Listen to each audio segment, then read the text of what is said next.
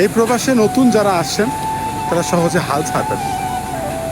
মনে রাখবেন, প্রবাসে যেহেতু আপনি আসছেন, আজ না হোক কাল সফল হবে নাকি, শুধু সময়ের অপেক্ষা, একটু কষ্ট করতে হবে। সফল হওয়া যদি এত সহজ হইতো তাহলে মানুষ ওই বাড়ি ভিটা বন্ধক রেখে এই প্রবাসে আইয়া গোলামি করতো না মানুষ। এই প্রবাসে অনেক ধনীর তুলাল পইরা আছে নিজের স্বপ্ন পূরণ করার জন্য, অথচ দেশে কিন্তু তাদের কোটি কোটি টাকা পইরা আছে, তবুও নিজেকে সফল করার জন্য, নিজেকে প্রতিষ্ঠিত করার জন্য এই প্রবাসে পাড়ি জমায়। বুঝছেন? তো সফল হওয়া এত সহজ না। যারা নতুন আসছেন অল্প একটু ধৈর্য ধরেন, আল্লাহর কাছে শুকরিয়া আদায় করেন। মনে রাখবেন, পৃথিবী সবার দুয়ার থেকে ঘুরে আসলে আল্লাহর দুয়ার থেকে ঘুরবেন না আপনি, আল্লাহ আপনাকে ফেরাবে না। আমরা মধ্যবিত্ত যারা, তারা কিন্তু সবসময় ঋণ করেই প্রবাসে আসি। আমরা অনেক কষ্ট করি, অনেক পরিশ্রম করি, এরপরেও কিন্তু আমরা সফলতা পাই না। আর একটা জিনিস মনে রাখবেন, আল্লাহ তাআলা যে জিনিসটা দেয় অতি সহজে, জিনিসটা ওই জিনিসটা কিন্তু অতি তাড়াতাড়ি আবার নিয়ে যায়। আর যে জিনিসটা অনেক কষ্টের পর দেয়, ওই জিনিসটা সারা জীবন থেকে যায়।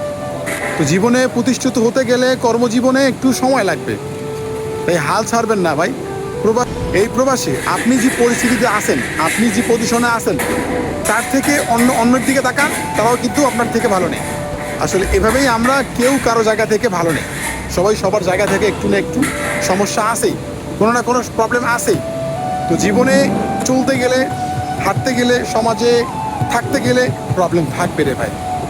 চলাফেরা, প্রতিষ্ঠিত হওয়ার স্বপ্ন পূরণ করে এত যদি সোজাই হইতো, তাহলে মানুষ এই সোনার শরীর নষ্ট কইরা মানুষের গোলামি করতো না রে ভাই। ঠিক আছে? আমার কথাগুলো একটু মনে রাখবেন ভাই। কেউ হাল ছাড়বেন, নতুন যারা আসছেন এই প্রবাসে কেউ হাল ছাড়বেন। আমিও প্রথমে এই প্রবাসে আসার পর অনেক চিন্তা করতাম যে ভাই আমি কবে প্রতিষ্ঠিত হব।